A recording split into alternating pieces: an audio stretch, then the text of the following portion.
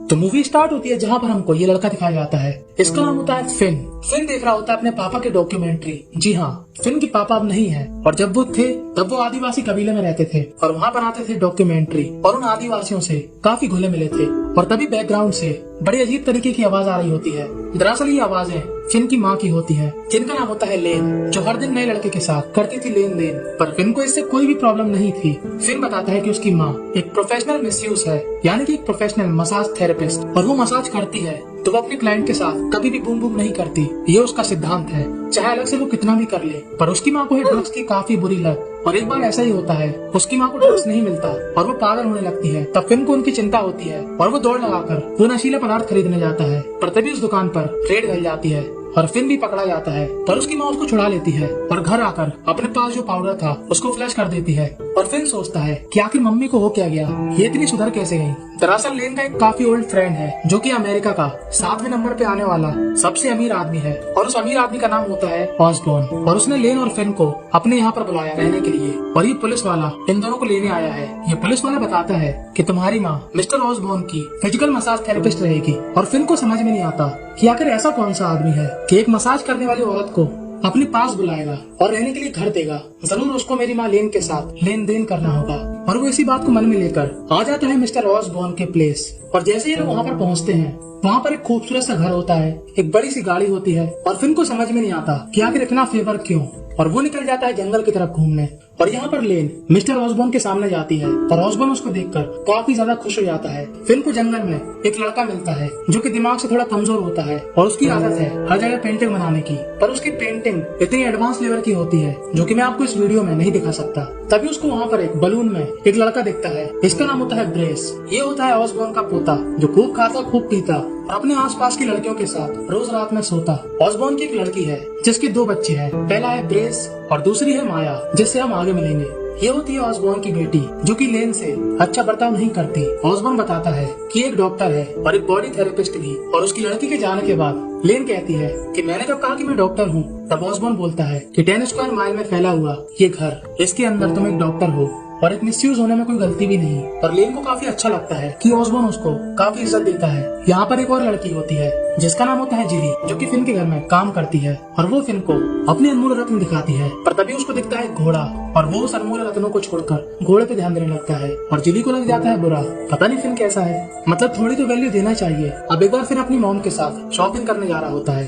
तभी उसको वहाँ पर एक आदमी दिखता है। ये मिस्टर ऑसबॉर्न का डॉक्टर होता है, जिसका नाम होता है जेफर, जो खुलेआम फिन के सामने उसकी मॉम पर डोरे डालता है। और फिन को ये बात अच्छी नहीं लगती। अब फिन को बात करनी थी ऑसबॉर्न से अपना डाउट क्लियर करने के लिए, और फिन निकल जाता है जंगल के रास्ते से। और वहाँ पर एक आदमी शिकार कर रहा होता है। वो फिन से कहता है कि यहाँ से जाओ, और थोड़ी आगे जाने पर फिन को एक हिरण मिलता है जो कि तीर से मर चुका होता है। और वहीं पर एक ट्रैप होता है और बेचारे फिन का पैर उस ट्रैप पर फंस जाता है। और फिन इतना खतरनाक तरीके से चिल्लाता है कि वहाँ पर एक लड़की आ जाती है जिसने ये जाल बिछाया था, और यही लड़की होती है माया, ऑसबॉर्न की पोती। दरअसल ये ट्रैप उसके लिए बिछाया गया था जो जानवरों को मारता है। और माया उसको उस ट्रैप से छुड़ाकर अपने साथ ले जाती है। उसकी माँ उसको देखकर काफी घबरा जाती है और माया ले जाती है उसको अपने साथ अपने डैड से मिलवाने। फिन कहता है हाय। तब माया बताती है कि मेरे डैड किसी की हाय नहीं लेते क्योंकि वो कोमा में है। तब फिन कहता है बुरा नहीं मानो, मैंने तो अपने पापा को आज तक देखा भी नहीं है। और मालूम है ये दोनों अपने पापा के दुख में क्या करते हैं, एक दूसरे को किस। वाह क्या बात है। और फिन इस बारे में काफी सोचता है, पर उसकी भावनाएं काफी दूसरी आ रही होती है।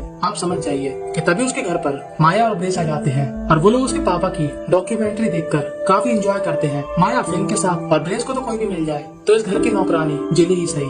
माया का होता है बर्थडे, और वो फिन और उसकी माँ को इनवाइट करती है। और इन दोनों को इस बड़ी पार्टी में आकर काफी अनकंफर्टेबल महसूस होता है, क्योंकि ये पहले इतनी बड़ी पार्टी में नहीं गए थे। और तभी वहाँ पर जेफर आकर उसकी माँ को ले जाता है, और फिन भी वहाँ पर लोगों से बात करना शुरू कर देता है। तभी माया देखती है फिन को और सीधा जाकर उसको किस करने लगती है सभी के सामने। और ऑसबॉर्न ये देखता है और सोचता है कि आखिर ये कौन है। अब लेन पहले तो ऑसबॉर्न के साथ डांस करती है, और बाद में करती है डॉक्टर जेफर के साथ। और ऑसबॉर्न को ये देखकर बिल्कुल भी अच्छा नहीं लगता, उसकी जल की ज्वालामुखी हो जाती है। और दूसरी तरफ फिन गाड़ी से माया को जंगल की कोपची में ले जाता है, और इससे पहले ये लोग कुछ ज्यादा करते कि तभी पुलिस वाला आ जाता है और कहता है घर जा बेटे। और अगले दिन फिन जाता है ऑसबॉर्न के पास और उससे कहता है कि मुझको ये बात खटक रही है कि आप मेरी मॉम को इतनी इज्जत क्यों दे रहे हो। आपने हमको घर दिया, काम करने के लिए नौकर चाकर दिए, काफी ज्यादा इज्जत दे रहे हो। आप जरूर मेरी मॉम लेन के साथ लेन देन करते हो। तब ऑसबॉर्न कहता है जबान संभाल अपनी, तेरी माँ मेरी बहुत अच्छी दोस्त है, इससे ज्यादा कुछ नहीं। पर फिन को यकीन नहीं होता। तब ऑसबॉर्न उसके सामने खड़ा होता है, पहले अपनी पैंट उतारता है और फिर अपनी चड्डी, और फिन की हवा खराब हो जाती है कि इस बुड्ढे को क्या हो गया। तब फिन की नजर जाती है ऑसबॉर्न के प्रोडक्ट पर और वो ऑसबॉर्न से कहता है कि आपके पास बेड तो है पर बॉले कहाँ पर हैं। तब ऑसबॉर्न कहता है कि मेरे एसी के आसपास के एरिया में कैंसर है और उसको स्लो करने के लिए मेरी गेंदों का त्याग करना पड़ा। अब गेंद नहीं तो बूम बूम का कोई चक्कर नहीं। और फिन को समझ में आता है कि ऑसबॉर्न सही कह रहा था। ऑसबॉर्न की उसकी मॉम के साथ कोई भी गलत संबंध नहीं है। पर बाहर फिन दोबारा से पूछता है कि आप मेरी मॉम को इतनी इज्जत क्यों देते हो। तब ऑसबॉर्न बताता है कि इटली में एक हॉस्पिटल में मैं काफी बीमार था और आत्महत्या करना चाहता था, पर तुम्हारी मॉम ने मेरी जान बचाई। तुम्हारी मॉम मेरे लिए एक एंजल के समान थी। और अब फिन को काफी अच्छा लगता है। अब एक दिन सुबह सुबह ब्रेस फिन से कहता है कि तुम फ्यूचर में मेरी बहन के पति हो गए और हम दोनों होंगे हमेशा से बहुत अच्छे दोस्त। अब इसी रात फिन दौड़ लगा कर जा रहा होता है माया के पास और उसके घर में उसकी माँ के पास आता है जेफर। और इस बार लेन जेफर के साथ लेन देन करती है। पर फिन जैसे ही माया के साथ स्टार्ट करता है, कोई उनकी खिड़की पर पत्थर मार के भाग जाता है और इनका काम रुक जाता है। और यहाँ पर जेफर लेन को बताता है कि तुम्हारा लड़का यहाँ पर बिगड़ रहा, वो शायद पाउडर का इस्तेमाल करता है। और लेन को उसकी पॉकेट से वो पाउडर मिलता भी है, पर असलियत में ये पाउडर किसी और का होता है। पर लेन ये नहीं समझती, वो उस पर गुस्सा होती है। पर फिन अपनी मॉम को समझाने के लिए घर का पूरा काम काज करने लगता है और ऑसबॉर्न की गाड़ी रोककर उससे जॉब की बात करता है। और ऑसबॉर्न उसको अपने यहाँ पर जॉब पर रख लेता है। और ऑसबॉर्न फिन को अपने कलेक्शन दिखाता है, जैसे की फोटो जो की काफी अजीब अजीब होती है। कहीं पर गाड़ी, कहीं पर पार्टी, कहीं पर लपड़े और कहीं पर उतरे हुए कपड़े। पर ऑसबॉर्न और फिन की काफी अच्छी बनने लगती है। और ऑसबॉर्न फिन को हॉट एयर बलून में बैठालता है, जबकि ऑसबॉर्न हमेशा ब्रेस के साथ जाता था। और ब्रेस को ये देखकर थोड़ा बहुत बुरा लगता है। फिन कहता है कि तुम चले जाओ, पर ब्रेस कहता है नहीं तुम जाओ।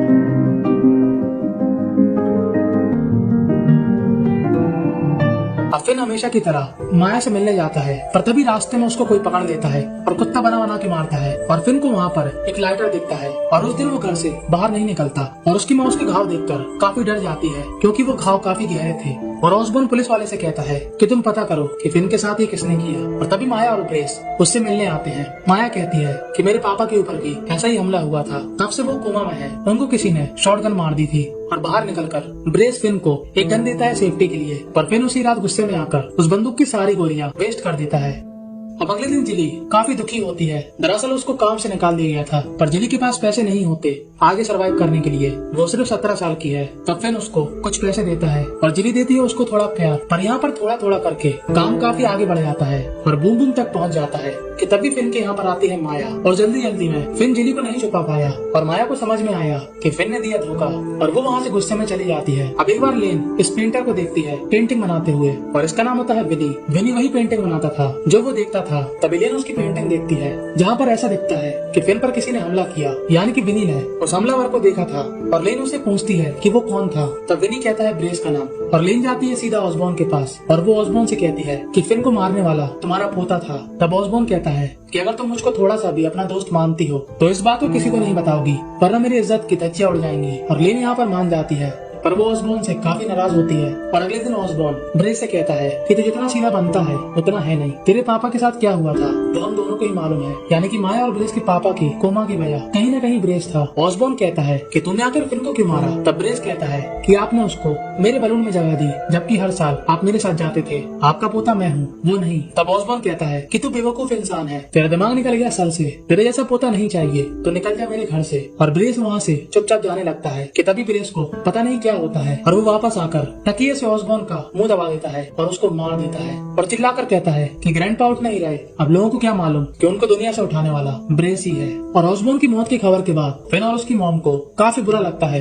फिन ऑसबॉर्न की काफी इज्जत करता था, पर यहाँ पर लोगों को ज्यादा फर्क नहीं पड़ रहा था। तो माया से सॉरी कहने की कोशिश करता है कि तभी वहाँ पर ब्रेस आता है। अब फिन को नहीं मालूम था कि उस पर हमला ब्रेस ने किया था, पर तभी फिन ब्रेस के लाइटर से उसकी सिगरेट जलाता है। और ये वही लाइटर होता है जो उसको वहाँ पर दिखा था जहाँ पर उस उस पर हमला हुआ था और वो समझ जाता है कि ये ब्रेस ही है जिसने उस पर हमला किया था। और फिन काफी गुस्से में आ जाता है और दौड़ लगाकर ब्रेस की दी गई गन निकालता है कि तभी वहाँ पर ब्रेस आ जाता है और उसे कहता है दम है तो मार के दिखा। पर जैसे ही फिन ट्रिगर दबाता है गोली नहीं निकलती, क्योंकि भाई साहब ने गोली हवा में फायरिंग करके पहली बर्बाद कर दी थी। और अब फिन डर जाता है क्योंकि ब्रेस था मुस्टंडा। पर ब्रेस कहता है कि जैसे मैंने तुझको मारा वैसे ही तेरी मॉम को मारूंगा। और ये बात सुनकर फिन उसके सिर में मारता है डंडा, पर ब्रेस अपने आप को बचा लेता है। पर गलती से ब्रेस का पैर फंदे में फंस जाता है और अब फिन के पास होता है पूरा मौका ब्रेस को ऑसबॉर्न के पास पहुंचाने का। पर वो ऐसा नहीं करता और ब्रेस को पुलिस पकड़ लेती है और फिन और उसकी माँ यहाँ से जाने का डिसाइड करते हैं कि तभी वहाँ पर माया आती है और फिन से कहती है कि मैं स्कॉटलैंड जा रही हूँ पढ़ाई करने। और माया उससे अपने भाई की हरकत के लिए दिल से सॉरी कहती है। और माया के जाने के बाद फिन और उसकी माँ भी यहाँ से चले जाते हैं। और बस यहीं पर ये मूवी दी एंड हो जाती है।